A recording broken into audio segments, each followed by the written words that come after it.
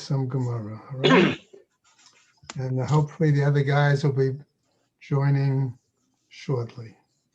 Year of Learning, Dr. Paul Koningsberg, in memory of his brother, Dr. Sam Koningsberg, Shimon Ruven ben Labish, and Ed Goldberg's cousin, Nisan Hara, Nisan ben Fardosa. Paula and Bob Bromberg, in memory of their dear friend Julian Smith, Yehuda ben Yisrael. Malka Mann, in memory of her family murdered in the Holocaust.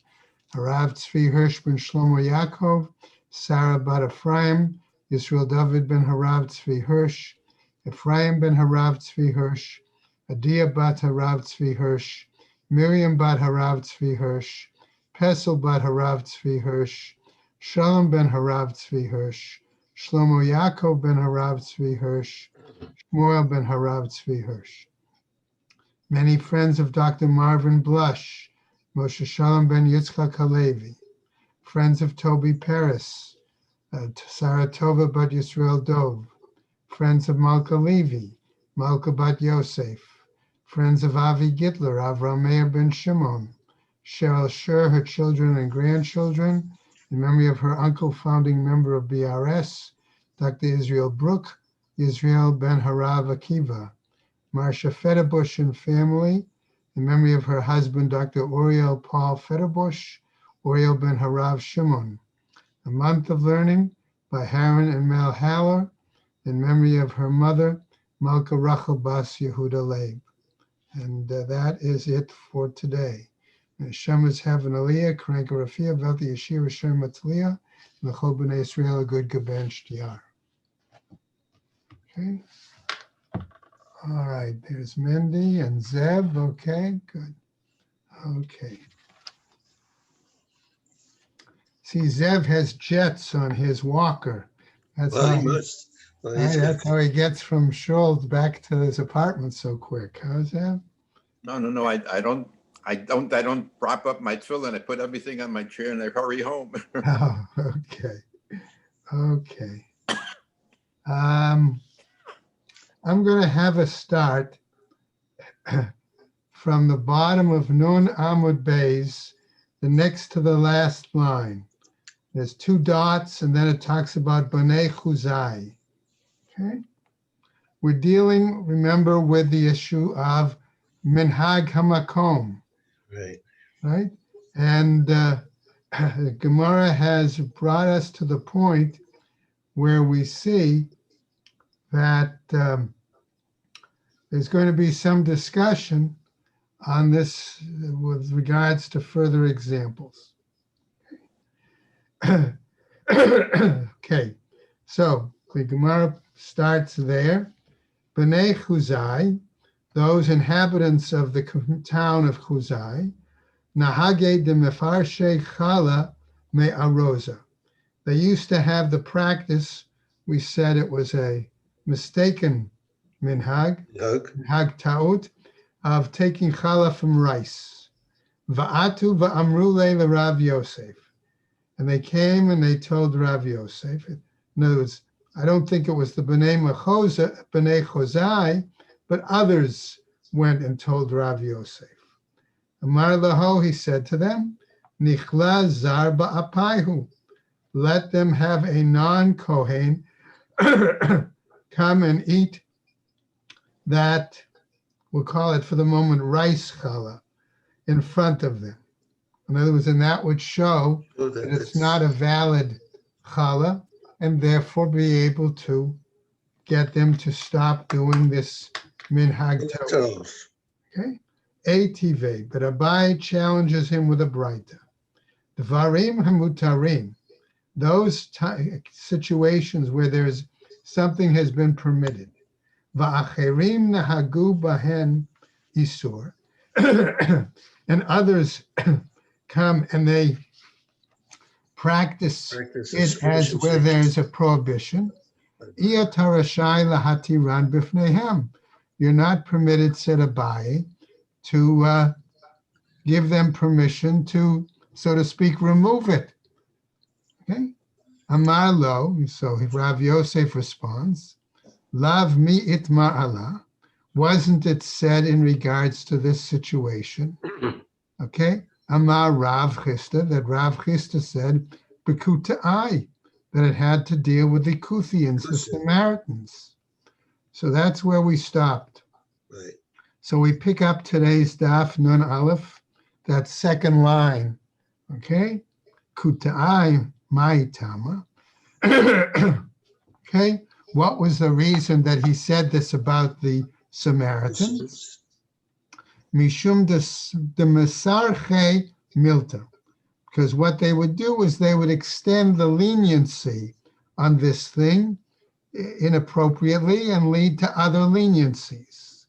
Hanach Inshe, these people, namely the Bnei Chuzai, okay, were also not well learned, and therefore, okay, what happens? Inami Sarche Milta. They also would extend some sort of leniency inappropriately. Okay. Ela Amar Rav Ashi.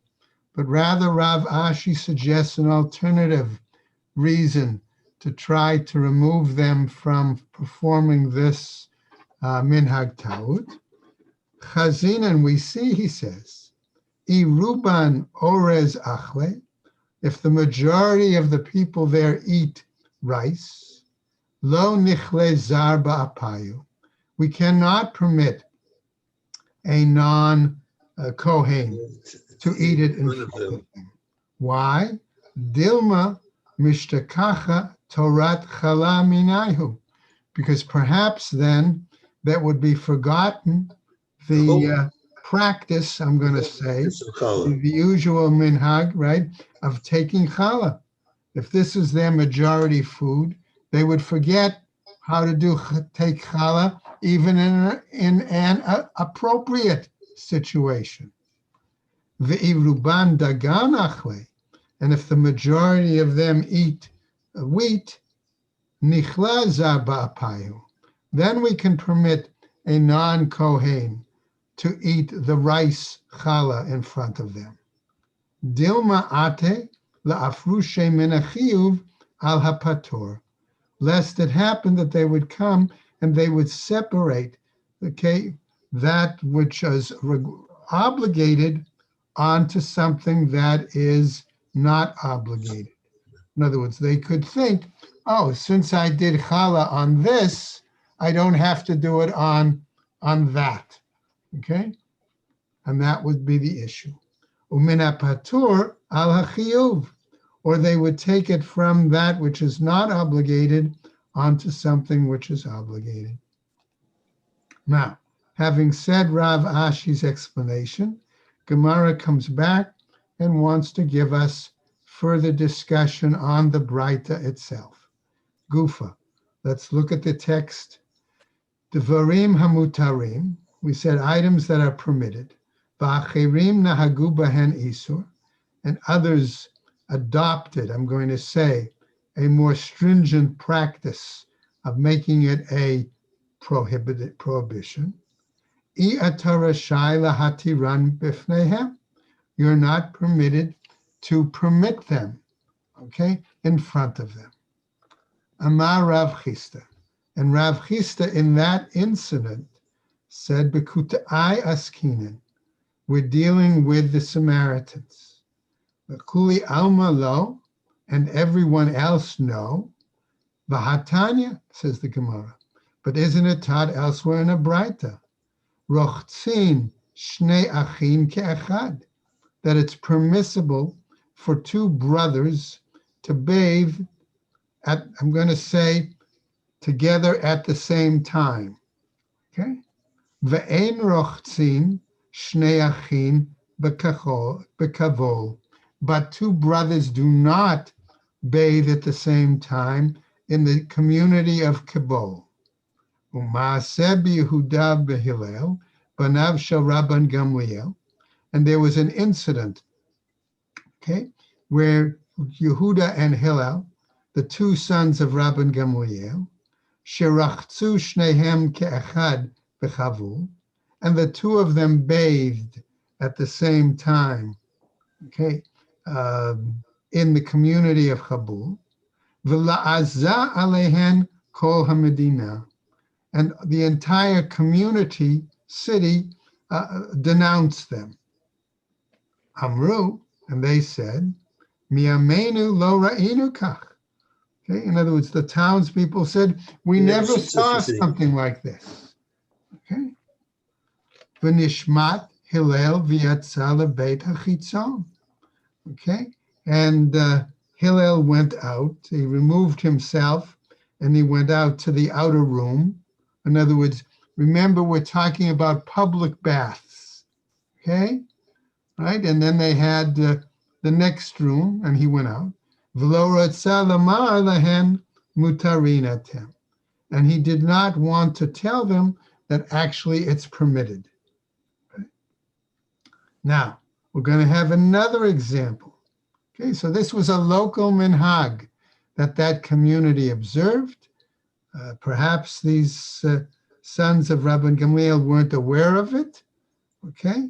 Or they just followed their own practice. And there, remember, we said that back in our Mishnah, that was the question. If you went to, right, a new place, okay, notnim alav chumrei makom sheyatza misham v'chumrei makom shehalach l'sham. So the Gemara is giving us a number of examples. Do they fall into that category? Okay. We get now to a second example. Same brothers, by the way. Yotzim b'kurda kison. They went out wearing wide shoes. Okay. Kurda kison are actually a kind of slippers. Okay.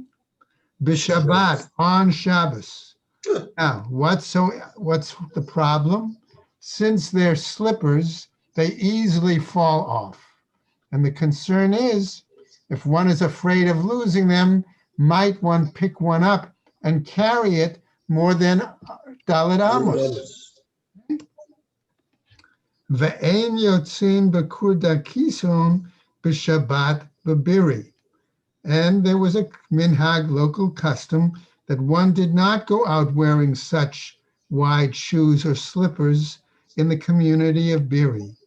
Uma'aseh b'Yehuda v'Hillel, and an incident with the same two sons, Banav shel Rabban Gamliel, right? She'etzu b'kurda kisun b'Shabbat, that they went out wearing such footwear, okay, such wide shoes or slippers on Shabbat. What happened? The Biri, in the city of Biri, v'la'azah alehen hamedina, and again, the townspeople basically denounced them. Va'amru, and they said, the townspeople, mi'amenu lo ra'inu kach. In all our days, we never saw this, right? What happens? V'shamtum, the two brothers removed the shoes, the slippers, v'natnum la'avdehen, and they gave them to their Gentile servants to take them. V'lo ratzu lomar lahen mutarin atem. And they did not want to tell them, okay, that it was actually permitted to wear such footwear on Shabbat. Now, we're going to get to another case. Okay? Notice all of these are examples of local minhagim. Right? V'yoshvin al safsalei nachrim b'Shabbat. Okay? And said, what happened? They sat on the chairs of Gentiles on Shabbos. Okay, now these were stools. Okay? I'm going to give you the example. Think of the fact that in the shuk, we're often told that people would have stands. They would take doors or something, put it on a stand, and they would sit behind this on a kind of like a bar stool, right? And that's how they would conduct their business. So this is the kind of stool they're talking about. Stools that were normally used by merchants in the conducting of their business, okay? And they sat on these stools on Shabbat.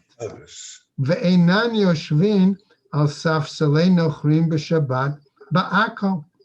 And the local custom was that one didn't sit on such stools on Shabbat in the community of Akko. Uma'aseh Rabban Shimon ben Gamliel.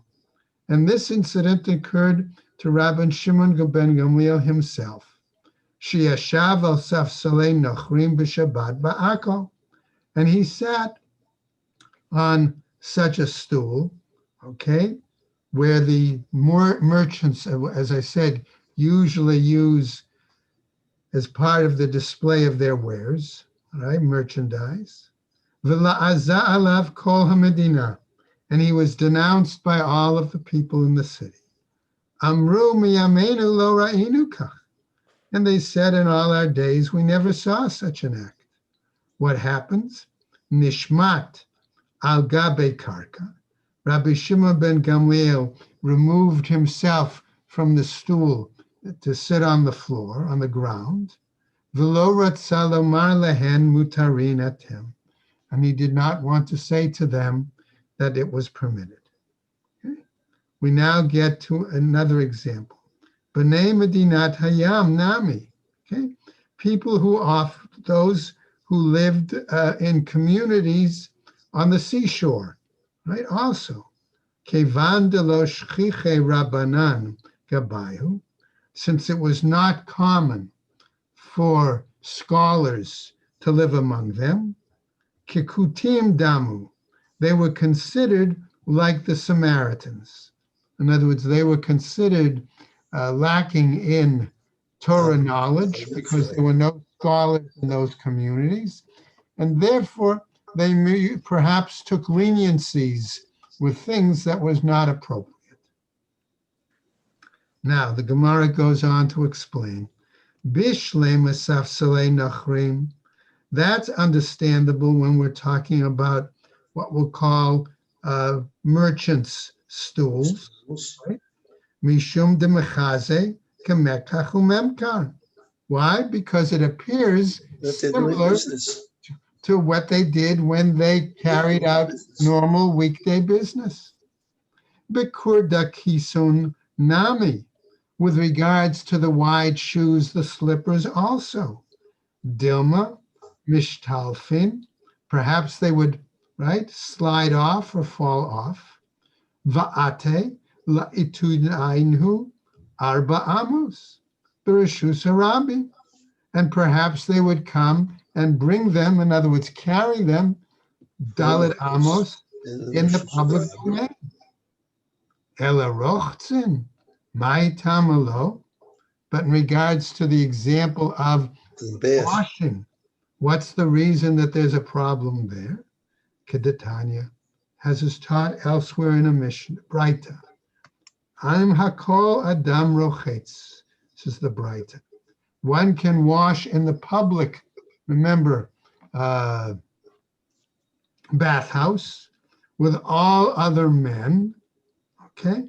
Chutz me aviv, with the exception of his father, v'chamav, or his father-in-law, u'ba'al imo, or the husband of his mother, okay? Won't call it stepfather, but okay? U'ba'al achoto, or with his brother-in-law, okay? Rabbi Yehuda matir ba'aviv, but Rabbi Yehuda permits one to bathe in the same public bathhouse at the same time with his father, mepnei kavod aviv, because of the honor that's due to his father, v'hu hadin leba'al imo, and the same thing applies to the husband of his mother. In other words, if there's an older gentleman and he might need some assistance in the public bathhouse, it's permitted to bathe with him at the same time. Okay? So what happens? We get another story. Va'atu inhu, okay, and the people of Kabul, okay, came v'gazor b'shnei achim mishum bal achoto, and they made a particular decree in their community to forbid brothers to bathe at the same time, lest it happen that one bathed with his brother-in-law. Mother-in-law. Okay. Now, Hmm. says the Gemara. Furthermore, since we're talking about this example, Tana, it was taught elsewhere, Talmid lo yirchotz im rabo, that a student should not wash at the same time with his master, his teacher. V'im rabo tzarich lo, but if his teacher, his master, needs him, mutar, then it's permitted. Now, going on, Ki ata Rabba bar bar Chana. We now find another story. When Rabba bar bar Chana, he came from Bavel to Eretz Yisrael. Achal dayatara. Okay, he would eat the fat over the straight part of the animal's stomach. Ol legabe Rav Avira, Saba v'Rabba b'rei the Rav Huna. Okay, they went and told this to two of the other sages. Okay, namely, right, Rabba Avira, the elder, and Rabba b'rei the Rav Huna. Kevan dechazinhu, when they saw him eating that, what did Rabba bar bar Chana do? Kisaye minayu, he tried to cover it from them. Atu v'amrule, they went and they said and told Abaye, to Abaye. Amar lahu, and Abaye said to them, Shavinchu kivataya, he made you appear as if you were Samaritans. In other words, that you would be quick to you weren't knowledgeable enough. Okay? And so the story continues. Rabba bar bar Chana, litle haditznan, and as far as Rabba bar bar Chana goes, are we saying that he did not have learned the Mishnah that says as follows, Notnin alav chomrei hamakom she'yatza misham v'chomrei hamakom shehalach l'sham, that he did not learn that, or he didn't hold by it, that you have to do the stringencies both from where you left and where you come. Amar Abaye, says Abaye, Hani mili mi Bavel leBavel. He says that part of the Mishnah applies when one was going from one part of Babylonia to another community in Babylonia. Ume Eretz Yisrael leEretz Yisrael, or one part of Eretz Yisrael to another community in Eretz Yisrael. Inami mi Bavel leEretz Yisrael, or coming from Babylonia to Eretz Yisrael. Aval me Eretz Yisrael leBavel, lo. Okay, but from the land of Israel to Bavel, no. So if we say that Rabba bar bar Chana had traveled, okay, from Eretz Yisrael to Bavel, in other words, he was born originally in Bavel, left, learned in Eretz Yisrael, and then came back to Bavel. Maybe that's the application. Kevan da'anan haifinan laho av dinan kavatayu. Okay, since we see that we sort of force it, we require it, okay, he should do like we do. Now, Rav Ashi says as follows, Amar Rav Ashi Amar, Afilu tema me Eretz Yisrael leBavel, even when we say from the land of Israel to Babylonia, Hani mili heicha de'ein da'ato lachzor, that's only a situation where he doesn't have the intent to return. Okay. Now, remember, this is a whole important issue, particularly, for example, today, if you have Israelis that come to spend time in the States, okay, or vice versa, students that are in the state that are from America that go to learn in Eretz Yisrael. 1 day Yontif for 2 day Yontif. Right, they have to deal with this issue. Okay, do you do observe? Right, exactly. Marvin was saying, do you observe 1 day of Yontif, a day and a half? What do you do? Okay, all right. Then some throw in the example if you own land in Eretz Yisrael. So I once had somebody ask me the Shaila, and they said they owned land in Eretz Yisrael. What land did they own? A grave plot. That was their response to me. Okay. All right. Yeah. Okay. Okay. Let's go on, right? You go back and forth. V'Rava bar Chana da'ato lachzor hava. And Rava bar Chana, his attitude was to return. Let's go back. Right. Amar le Rabba bar Chana, the B'nai. And Rabba bar Chana then once said to his sons, Banai, my sons, lo tochal, don't eat this. In other words, in one community, it was accepted to eat it. Okay, Eretz Yisrael, I believe that was acceptable. In Bavel, it was not. So he said to them, don't eat it. Lo bifnai, not in front of me. In other words, not during my lifetime.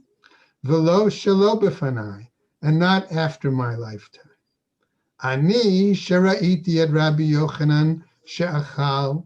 I who saw Rabbi Yochanan eat it. Kedai hu Rabbi Yochanan l'smoch alav bifanav.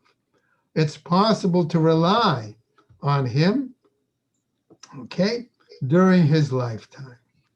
V'shelo b'fanav, and even after his lifetime. Ata, but you, says his sons, lo re'ita oto, you did not see him. Lo te'achel, you should not eat it. Bein b'fanai, bein shelo b'fanai, whether in my lifetime or after my lifetime. Upliga didei adidei, says the Gemara. If that's the case, there seems to be a disagreement with what Rabbi bar Chana says at one time and what he says in another time. The Amar Rabbi bar Chana, because he said, Sachli Rabbi Yochanan bar Elazar, that I was told by Rabbi Yochanan ben Elazar, Pam echat nechnasti achar Rabbi Shimon ben Rabbi Yossi ben Lakunia Lagina. He says, one time I happened to enter, okay, following Rabbi Shimon, the son of Rabbi Yossi ben Lakunia. He happens to be one of the last of the Tanaim. He had studied with Rabbi and then became one of the first Amoraim. Right? And he entered into his neighboring garden, right? And what did he do? V'natal sfiche kruv va'achal. Okay, and he took cabbage aftergrowths from the shvi'it, from shvi'is, right? V'natan li, and he gave me. Va'amar li, and I said to him, Banai, okay? I said, my son, B'fanai achol, okay? In front of me, you could eat it. Shelo b'fanai, but not in front of me, not after my life. Lo tochal, you cannot eat it. Namely, ani shira'iti at Rabbi Shimon ben Yochai she'achal. He said, and now that is the statement of Rabbi Shimon ben Rabbi Yossi ben Lakunia. Okay, I who saw Rabbi Shimon ben Yochai she'achal, that ate such, kadai hu, he is can rely on him. Rabbi Shimon ben Yochai, l'smoch alav, to rely on him, right? Okay, b'fanav v'shelo b'fanav, both during his lifetime and after his lifetime. Ata, but you, b'fanai achol, during my lifetime you can eat. Shelo b'fanai lo tochal, but not in front of me, not after my lifetime, you cannot eat it. Now the Gemara asks, my Rabbi Shimon, what is Rabbi Shimon doing here? What's the basis? Titania. Why? Because it's taught in a Braita. Rabbi Shimon Omer, says Rabbi Shimon, Kol hasfichim all of this aftergrowth, asurim chutz misvichei kruv, she'ein kiyotze bahen b'yerek hasadeh. Okay, according to Rabbi Shimon, all shvi'it aftergrowths. In other words, that the vegetable, the item has grown by itself during the course of the Shvi'is year, okay? And therefore you have it, right? So the question is Shvi'is, right, is only supposed to be so long as animals can eat it, okay? In the field. So he's saying that it's all of these aftergrowth are forbidden, with the exception of cabbage aftergrowths. Why? She'ein ki yotzei behen b'yerek hasadeh, because they are not found among the other kinds of vegetables that are normally grown in a field, in the wild. Okay. V'chachamim omrim, but the sages disagree, and they say kol hasfichin asurim, that all kinds of aftergrowth, okay, during Shvi'is are forbidden. Utravaihu, and the two of them, namely the sages and Rabbi Shimon, aliba de Rabbi Akiva, okay, base their answer on the Masorah of Rabbi Akiva. The Tanya, who taught as follows in a Braita, Hein lo nizra velo ne'asof et tvuatenu. Okay, that the pasuk says there that it shouldn't be seeded, in other words, shouldn't be harvested, this grain, implying during Shvi'is. Amar Rabbi Akiva, v'chime achar she'ein zor'in, since it says that we're not permitted to seed it, mehecha osfin, how is it possible then to harvest? Mikan, from here, l'sfichin shehein asurim, that the aftergrowth then is forbidden. B'mai kamiflage, what then are they arguing about? Rabbanan savrei, gazrinin sfichei kruv, atu sha'ar sfichei da'alma, that the rabbis are of the opinion that we make a decree that cabbage aftergrowth is forbidden based on the same idea that other aftergrowths are normally forbidden.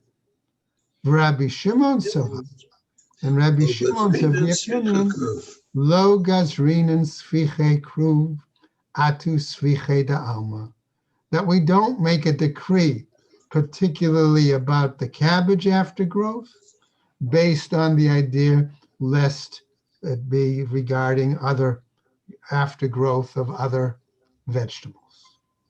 Okay, we finished that piece of the Gemara, and we to go on to a new piece in our Mishnah. Okay, right? Remember, we said the Mishnah said clearly, all right, as follows. Okay, Aholech mimakom she'osin lemakom she'ein osin, o mimakom she'ein osin lemakom she'osin, notnin alav chumrei makom she'yatza misham b'chumrei makom shehalach l'sham. Okay, so that was our piece in the Mishnah, and we pick up there. Bishlema ha'olech mimakom she'osin. That's understandable, acceptable, if he says it's going from a place where they do work. In other words, Erev Pesach. We're back to that. Lemakom she'ein osin, to a place where they don't work in the morning. That's where we're arguing about. In the morning of Erev Pesach. Okay? Notnin alav chomrei makom shehalach l'sham. We place upon him the stringency, right, of the place, okay, that he went to. Va'al yishaneh adam mipnei hamachloket.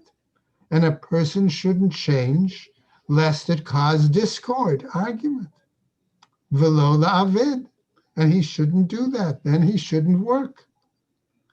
Okay, Ella, mimakom she'ein osim, but going from a place where they don't work, lemakom she'osim, to a place where they do work in the morning of Erev Pesach. Al yishaneh adam mipnei hamachloket. A person should not change because of the causing discord or argument. V'na'avid, and he should work. Ha'amrat. Here, however, you said, notnim alav chomrei makom shehalach l'sham, v'chomrei makom sheyatza misham. That our Mishnah said, you place upon him the stringencies of where he came from, as well as the stringencies of where he arrived. Amar Abai, Aresha. Abai says that refers to the first part of our Mishnah. Rava Amar, and Rava says, La'olam Asefa. No, it always deals with the end part. Bahachi Ka'amar. And this is what it means to tell us. Ein bazo mipnei shinui hamachloket. Okay? We're not dealing, okay, with a situation where there's a change, okay, that's going to cause discord. Mai kamrat. What are you saying then? Haro'eh omer malacha asura. One who sees, okay, is going to say work is forbidden. Meimar amre. But people will generally say instead, Kama batlane have b'shuka. Look how many lazy or people who are out of work, okay, are hanging around. In other words, if they don't see him working, the attitude, oh, maybe he didn't find work today. Maybe that's the reason that they would give.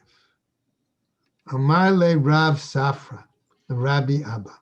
And now Rav Safra says to Rabbi Abba, Kigon anan, diyad inan, b'kavia diyarcha. For example, as in the case of us, where we know when the date of the establishment of the new month is, right? B'yishuv lo, okay? But perhaps in the community they don't. Avdina mipnei shinui hamachloket b'midbar. My, okay. So here he's saying that that where they were outside of a city, where they would not know about the fixing of the date of the new month, who's to say that they might not wind up working on an inappropriate day? Okay. My, what is it? Amarle, he said to him, Hachi Amar Rav. This is what Rav Ami said. B'yishuv asur, excuse me, b'midbar mutar. Okay, therefore we would say under those circumstances, okay, that if it were the second day of the holiday, okay, and one didn't know about the calculation of the month, certainly in the city they would know, but out in the Velderine, so to speak, okay, out there they would not know. Therefore, we understand, and we would say it's understandable and permitted. That's where we're going to stop right there for today. And at this point, tomorrow we'll pick up, okay, with the Rav Nassan Bar Asya, okay, and see what he adds to the discussion. But notice we're dealing now with not just Minhag HaMakom, but this whole question now more also of stringencies and leniencies. Okay. Everybody have a good day. Thank you. Take care and stay well, everybody.